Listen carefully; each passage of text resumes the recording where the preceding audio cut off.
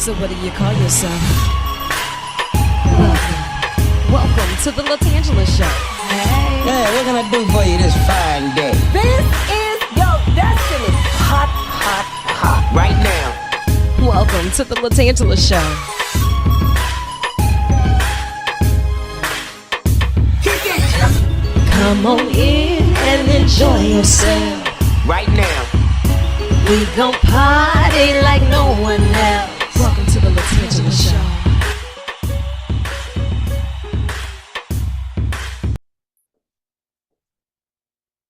Hi, and welcome to another episode of the LaTangela Show podcast. I'm the voice inside your speaker box, and it does my heart well to have this time together. Well, we'll unplug, unwind, we'll chit about this, we'll chat about that. I have questions that need answers, and today in the hot seat on the tan line, he's back. He's back in full effect, Chief Morse of the BRPD. We're going to chat with the chief. You can do it as well. All you have to do is set that appointment by logging on to brpd.com. And in that lower right-hand corner, there's a box that says chat with the chief. Set the appointment, ask the questions, and let's see how we can best work together to move the initiatives forward in the right way. Now, you know, summer months are here, so we're going to talk about summer safety tips. We're also going to talk about some of the employment opportunities. So I want you to keep it locked right where you have it. Thank you so much to everyone who's been placing the nominations with 225bulletinboard.com. Yeah, it has been an ongoing situation where we're saying thank you. We see you. We appreciate you. We cannot do this without you. To our teachers and our support team members. Thank you so much to Gordon McKernan Injury Attorneys for the partnership with Gordon Gives and Tan Cares. Now, it's been nothing less than amazing, and we're going to keep it rolling. So if you have a teacher or a support team member that you would love to nominate, we want to hear all about it. 225bulletinboard.com. We'll select 2 winners each month. The winners will receive $250 as a token of our appreciation and some space on our billboards, just to say we see you, we appreciate you, and to encourage others to pay it forward as well. You know, I am the queen of random research, and sometimes things just find its way to my desk, and I was like, is this true or not? According to communication psychology, people are as nervous to reach out to old friends as they are to start talking to a stranger. Is it true? A new study about old friendships found that even when people say they want to reconnect with their old friends, only about 1/3 actually go on and do so, despite having the time and contact details. Well, why don't we get in touch? Because people reported they feared their friend did not want to hear from them. That's why so much time passed. Okay, well, maybe we could just get back to it. Don't text, don't call, send a letter, actually buy a stamp and use it. I don't know. If you want to reach out, reach out. Tell them hello. Chances are they're thinking about you too. Lightning season is upon us. Did you know? National Lighting Safety Council has actually reported that one of the less than great things about summer is that it's also lightning season. We know what that weather starts hitting for around here. But each year in the United States, lightning strikes around 37 million items. Now, sadly, it also reportedly kills about 21 people a year in the U.S. on average. I did not know that. Did not know that. Wow, the more you know. Well, here's something stemming in from Huffington Post. Everybody's finding their way to the restaurants because we want to sit down and have ourselves a nice fancy meal, put on our good clothes, get some of the good food, and I encourage you to do so. But here are a couple of things that we want to keep top of mind. Anyone who has tried to get a table at a crowded restaurant knows that treating the restaurant host politely may help. Take your home training with you, okay? Not everyone treats frontline workers with the respect that they deserve. And here are some of the rudest things, according to HuffPost, that we can do at the restaurant with the host. Not greeting them when you walk in. Greet your host. It's okay. Be polite. Not responding to a notification that your table is ready. Rude. Bringing more people than you booked for the reservation and then expect them to make room. Huh? Okay. Oh, and the other thing that they listed for this one, what about that table over there? I want that table. Well, no, you can't have that one. That one is actually reserved for the 4 people that's going to show up, not the 12 that you have with you. Okay. That's just some food for thought while you're out and about booking your nice little getaway. Now, Psychology of Behavior, it's a research publication. I read through this often because they always have something that I think is pretty good, decent. Here's why you're stress eating. Yeah, you're expanding your waistline because you're stressed out. Well, scientists actually found that stress can make food taste worse, causing people to eat more to feel satisfied. So that's why we go in on the seafood like that, because we're stressed and we just needed more to make sure that it was tasting okay. I don't know about that one. I don't know. They may have to go back to the drawing board and do some more research. Well, when it comes down to making sure that we're getting the right amount of vitamins, make sure that your brain will benefit from this, a multivitamin. Now, that's according to researchers who found that a daily multivitamin improves memory and slows your brain's aging. All right. Okay. Just make sure that you check with your medical consultant first, because I don't want to tell you to take something that does not work best for you, but that's coming in from Harvard Medical School. So I guess they did put in some research, but do your own research for your own health first and foremost. Oh, wow. Oh, I feel attacked, but I'm going to say it anyway. This is coming in from UK, and this is their school of business. Like 30% of all pictures posted online are selfies. Okay. If you're constantly sharing selfies with the online world, then you're probably having issues with real life people. That's not true. That's not true. A recent study found that people who post the most selfies have shallow relationships with the flesh and blood people around them. That's not true. And I feel attacked, and I want them to take this back. Take it back. Are. I want to hear from you. Stick around. We do have some great information coming up. And of course, if you would like to be a guest on the LaTangela Show, all you have to do is submit your information at latangela.com. Keep it locked. And after you're traveling around, taking those selfies, make sure you don't have real life issues with the people around you. I mean, it's really like, who took time to conduct that research? That's whack.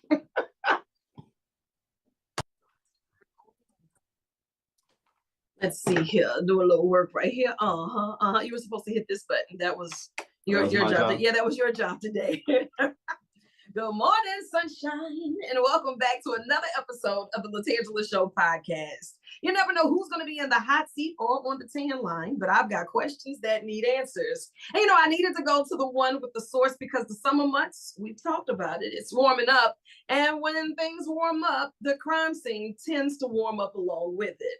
But opening the line of communication always helps us to stay clear and avoids the miscommunications and avoid us having to explain after the fact, right? So none other than the chief of BRPD, Chief Morse, how are you? Yes, ma'am. Thank you so much for having me back. I enjoy being in the studio with you. It's always fun. No, thank you for always being so available to say, now is the time for us to hold these open conversations, to ask questions, to give answers, and to find different methods that'll help across the board.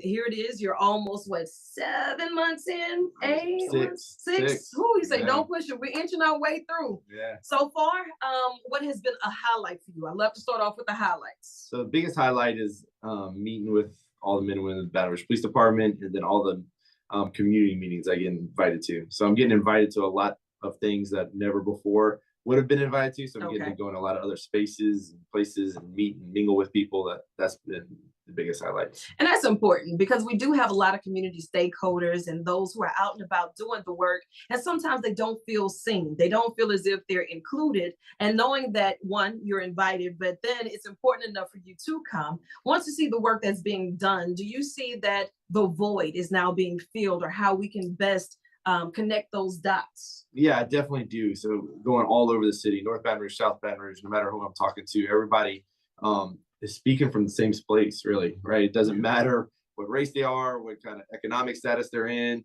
where they live. Everybody wants to see Baton Rouge get better. They want to see crime go down.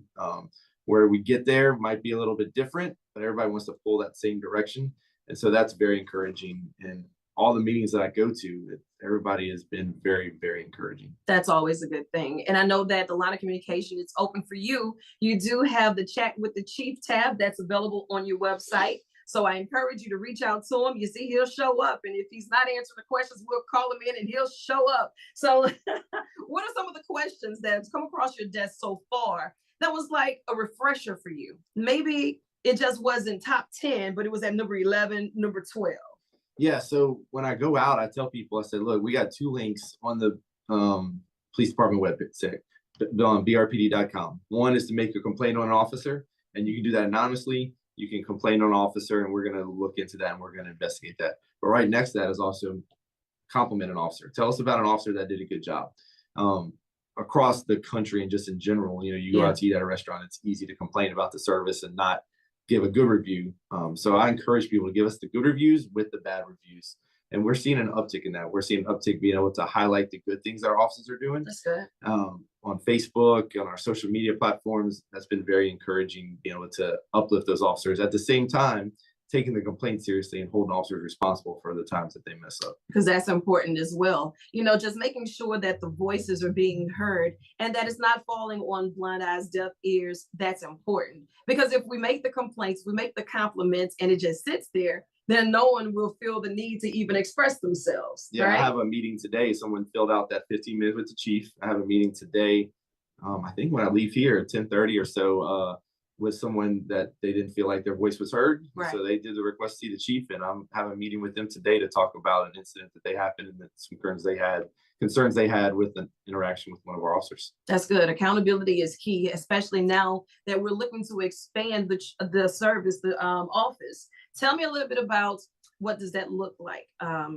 We're hiring, we'd love to retain, but what are some of the qualifications that you're looking for that would make a good officer for the BRPD? Number one thing is just a heart for service. At the end of the day, police officers are public servants. And so you have to have that public service mentality and wanting to help your community. Right. So that's the number one thing, just a heart for service. And then beyond that, of course, we have minimum requirements of high school graduation and, clean record and all those kind of things, some physical fitness standards. But at the end of the day, just someone that is looking for a career, that has that heart of service, and you want to put that into law enforcement. When it comes down to being the one that's on the forefront, you're going to get the praise. You're also going to get the lack thereof, right? How important is it that the leadership stems throughout the entire department? Because a lot of that is going to be reflective of leadership, what's being upheld, what's being expected, what's being accepted. How does that weigh in on you day to day? Yeah, it's definitely a heavy burden, right? Leading from the top. One good thing about me is that I came from inside the department. So all the officers on the department know me. They know what kind of officer I was when I was on the streets, and they know what I expect as a leader. So they know that they need to toe the line. They know the things that I expect of them, but they also know that I have their backs when they're doing things correctly and they're doing the things that I trained them to do. Right. So I come from a unique place like that. One of the things that I've done recently is anyone that is not working in uniform patrol, so everyone from detectives to operations, all the background officers, even up to my command staff, those that are in leadership roles, and even myself, are taking turns working on the streets. We're getting out there, seeing what the officers that are on the streets doing day to day, helping them out, alleviating some of that manpower issues we have, and then just also remembering our roots came from, kind of staying that mission ready, making sure your equipment still works, your uniform still fit, that you can still go out there and answer calls. Yeah. I actually spent some time out yesterday afternoon working in North Baton Rouge with our 4th District evening shift, answering some calls, helping back them up on some calls. And so that was good to get back out there on the streets and interact with the public in that setting, and also show my officers that I'm willing to put on the uniform and invest and help them out. That's good. We see a lot of things going on in the community, and I know that the police team, they can't solve all of the issues themselves. Whenever we see you out on a day-to-day basis before we have to dial 911, probably makes us feel a little more comfortable to be able to call and say, okay, I do have an issue, or I do have information, because the crime rate, it's one of those things that we can't hide from. It's one of those things that we have to continuously jump in front of. Summer months are here. We're seeing an uptick in a couple of things, like on the news. Just say if we're reading some of the highlights that's coming across with car thefts and some of the summer months safety tips that you would give for that. What What does that look like? Yeah, so we are seeing a decrease in our violent crime right now, but we are seeing kind of uptick in some of our property crime, our vehicle burglaries, our auto thefts, things like that. As we're in these summer months, some of the things that I would say is one, if you witness a vehicle burglary, something like that taking place, call 911. Don't Okay. try to intervene. Don't try to stop that. But then some common sense things. If you are gone on vacation, let's not post the pictures from your vacation while you're still gone. Oh, that And real time gets us in trouble, is what you're saying? Letting everybody know that, hey, guess what? I'm not home and I'm not going to be home for several days. That leaves you vulnerable to become a victim of a crime. Yeah. So keep your houses locked up, keep your alarm systems on. Don't let people know that you're out on vacation, you're out of town. Keep your vehicles locked. Yeah. We're seeing a lot of, just vehicle burglaries happen with unlocked vehicles, a lot of guns stolen out of vehicles because those cars are left unlocked. Let's talk about these guns too. When you say a lot of stolen guns, if you notice that your gun is stolen, what are some of the things that we should do first? Yeah, so number one thing, any of your big purchase items, especially your guns and your laptops and big screen TVs, things like that, let's keep those serial numbers written down. Someplace in a safe spot, not on your phone, which could also be stolen or lost.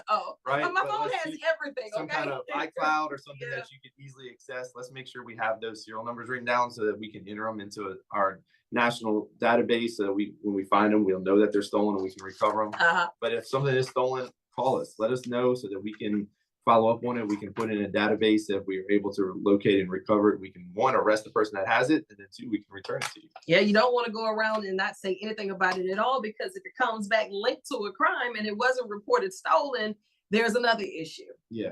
Do we have any of those? Some more safety stuff. When I was out there working yesterday, one of the calls that I handled just by myself because I was around the corner, an elderly lady was getting some roof work done, and she had two bullets in her shingles. Oh, wow. Wasn't even sure that were there, but they found it when she was up there. Now, next week, we have 4th of July coming up, so it'd be remiss not to warn people, hey, shooting guns and stuff in the air for 4th of July, those bullets have to come down. They can be very dangerous. They can come down and hurt somebody, kill somebody, and then other than that, just cause property damage, hit people's roofs, hit people's cars. So be very careful. We don't want to see people shooting guns in the air celebrating 4th of July. And that's definitely a top of mind. Someone needs to be reminded of that. Yeah, you're out here and you call it a celebration. You're popping the guns in the air, but the bullets must come down, and they don't have names on them. So there's no way you can say, oh, I didn't know, but it's even harder for you to trace where that bullet came from. And we have too many broken family circles that's really causing too much of an uproar, We were talking a little bit about the junior cadets on your last run. I love to find different ways that we can highlight your branch to say, when I grow up, I'd love to be a cop. When I grow up, I'd love to serve. Now you're granting these opportunities for young adults to do that. What does it look like for them? Yeah, we definitely want to interact with our youth, young people. We're seeing, the violent crime criminals getting younger and younger. So we got to get involved with them younger and younger. We have our Explorer program, volunteers from 14 to 17, that age 13 to 17, where they can come out and get a peek behind the curtain, do some volunteer work. We give them uniforms. They can be part of the organization, learn what it's like to be a police officer. Once you turn 18, we can actually hire you full-time into our cadet program. You get full-time benefits and all that. Come and work for us as a cadet. That time will carry over for when you turn 21 and you want to work as a Baton Rouge police officer, then that time carries over for you into your retirement. And so it's a good opportunity. You graduate high school and you're looking for something to do. If you know that you want to be a police officer, you want to see what it's all about. We have that opportunity to hire you at 18. Well, listen, I'm about to turn this into the won't ads. I'm about to turn this into a recruitment. And as your agent, listen now, I need 89 percentages. No, I can't broker the deal for them. We'll get you finder's fee. We really want to grant these opportunities for our young adults, the youth. So many different businesses are now taking a different measure to make sure that they're keeping things safe. All right. Made headlines the other day that the Mall of Louisiana, they're doing something different. It's not new because other states, they've adapted to doing this. And now this is something that over at the Mall of Louisiana on Friday and Saturdays after 4 p.m., if your child is 18 or under, they'll need to be accompanied by an adult. They're requiring wristbands and things of that nature. How does that impact the usage of our police? Are they doing that privately, or will they have to? So kind of a combination. The mall has their own private security. We have some officers that are assigned to the mall because it's so big and such a big thing. We have some that are assigned there as their full-time duty, and the mall also hires extra duty officers at nighttime to kind of supplement their own private security, to enforce any arrests or enforce any of those policies. So we will have officers out there to help the mall when it comes to those kind of things. We will make sure that parents, the mall is not a babysitter for you, which is kind of turned into, we're seeing, 15, 16-year-olds out there 9 o'clock, 10 o'clock at night with the mall shut down and they have no place to go and they're just hanging out. And especially, on Saturday nights, fights breaking out and things like that happening. So I think that's why the mall is going that direction. Definitely a safety measure. And for the summer months, we just really want to stay on top of that. But another situation that we kind of touched on briefly last Friday, and I know that it's still an ongoing situation, being that everyone is kind of trying to see the headlines of the St. George situation. What does that look like for your department? Yeah, so the St. George becoming a city does not affect Baton Rouge Police Department in our area that we have to service. It didn't take away or add to any of it. It doesn't affect the calls we're gonna have to handle or the area we have to service at all. We're gonna have to see with the negotiations on how much the city parish is gonna still help out St. George when it comes to the roadways and trash collection, all that kind of stuff. All that is still so new. I'm not really sure what it's going to look like financially, but our calls for service and the things that we're responsible for is not going to change at all. Yeah. And this summer, you all have been engaging in a lot of these summer programs. I've seen you out and about with basketball. They're out here doing the football camps, just about any and everything to stay active and hydrated because the sun is winning. I don't know about anybody else on the court, but the sun is winning. Yeah, he's kind of disrespectful right now. Yeah. How is it that others can get involved and say, we're doing this event and we would love for the BRPD to be a part of it as well? Yeah, so reach out to our community service division. You can call 392,000 and ask to be transferred over to them. We have a great group over there, and that's their full-time job is community service, and they include officers that work in those specific areas where they're hosting the events. We love being a part of any events that y'all have out there. Reach out to me. I like going to them as well. I like being invited to go to those things and be able to just kind of hang out and see the good things that are happening in Baton Rouge, which need to be highlighted more. Right. Where, everybody highlights the negative things that happen in Baton Rouge. We need to highlight all the amazing things that are going on every weekend, all throughout the year that we do. Absolutely. If you had to think of something that's going to pull you through for the next half of the year, because we're a little bit more than halfway through the year right now, what's on that wish list? What is on that to-do list that you really want to conquer before we reach the end of 2024? Wow, this is the hot seat. Yeah, so I've really been just trying to go week by week right now. Yeah, I can imagine. I'm just, getting my feet underneath me in this new position. But I really would love to just keep pushing our brand. I know that the Baton Rouge Police Department is an amazing department, one of the best in the entire country. And I want to keep pushing that forward and build those bridges and those gaps with the community, so that the community knows that they have when they call 911 or if they have an issue, that they have well-trained professional police officers that are going to show up to handle their situation. Yeah, I love it. And right now, with the technology being the way that it is, what are some of the things that we can tap into? I know that businesses and some of the home security systems, they've been an option for the police department to be able to at least pull those cameras to see what's going on in some of the areas where you may have questions that need answers and people may not want to raise their hands to say. What does that look like? Yeah, so it's really easy through Connect Blue on our website. A couple different options. You can say, hey, I'm a business that would love to have a camera posted here. I'm a business that already have cameras and you can have access to them. Or, hey, I'm a resident and I have cameras on my house. I have Ring doorbell cameras or other cameras that face outward, not inside the house, but anything that faces to the public. And you can just say, hey, this is where I live and I'm willing to share things with you. And so that we know that a crime happened here. We can then pull up on our map and see pins of different areas like, oh, well, this person said they have cameras and they're willing to share that information with them. We can just send an email, phone call. Hey, would you mind looking at this date, this time, see if your camera captured this vehicle or see if they captured this person running to help us be able to solve those crimes. Because we know that all these crimes, these vehicle burglaries, things like that are being, we might have 10 of them that happen over a weekend, but they're done by the same 2 people. Wow. So if we can get those people under arrest, then we're going to see a decrease in those vehicle burglaries and everything that's happening. So we really could use the public's help. with that technology and those cameras. Now, that's not you watching us 24/7. We have to give you access. Now, walk me through that process, because I'm okay with you having access to the cameras, but is Big Brother always watching? No, I mean, we have some cameras, of course, that are tied straight into our real-time crime center. A lot of the cameras, and they're all public facing, downtown at some of the parks and just other places like that. We have cameras that are tied into the real-time crime center, but the majority of that Connect Blue are people that are just like, hey, if you know of something that happened, send me an email and I'll check my camera, and whatever I find, I'll send back to you. Okay, I like it. So not us tapping in and watching whenever we want. Now, I was just asking, not that I'd be every word. I was just asking, I had to ask the question for the people. But on top of that, you have a lot of families that may be afraid to say something because they don't want to get their children or their loved ones in trouble, right? Even if they know of a beef, or if they know of a situation that's brewing, or if they know that they may have a hidden weapon, how can we jump ahead of that without the explosion, if you will? So a lot of ways. One, any complaint that you make to us can stay anonymous, and we can keep it anonymous, and the courts have upheld that we're not compelled to release some of that stuff. You can go through the mayor's office and their street team, Safe, Hopeful, Healthy. You can let them know, and then they can let us know without giving us any information on who made that complaint. Crime Stoppers has been around for a long, long time. They actually give monetary awards out for people that stay anonymous, that report crimes or crimes that may happen.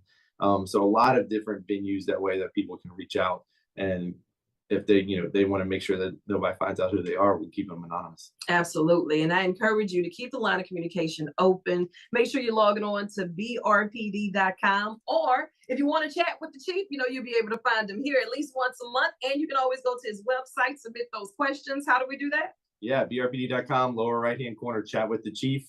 Or my email address is also on there. It goes straight to me and to my assistants, and we can get your questions answered. Follow us on Facebook, constantly posting new things on there about programs that we have, our citizens academies, and the weapon safety handling, and women's self-defense classes, which come this fall, I'm expecting you to be at.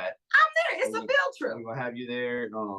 And so all those kind of things, especially on our Facebook, we're trying to, get more going on Instagram and TikTok, just so that we can do whatever we can do to show people these are the things that we're doing at the Baton Rouge Police Department. Absolutely. And all of those things are very needed. So let me know. We're going to have a whole field trip. I'm bringing the whole crew. It's going to be amazing. And this is an extension of your office. So whenever you have anything going on, walk around the corner. You already have the keys to the building. Just come on in, I appreciate it so much. Anytime. I know you have more work to do, so I'm going to let you chase the sun, or let the sun chase you. But either way, get after it. I love you, and there's absolutely nothing you can do about it. Thank you so much.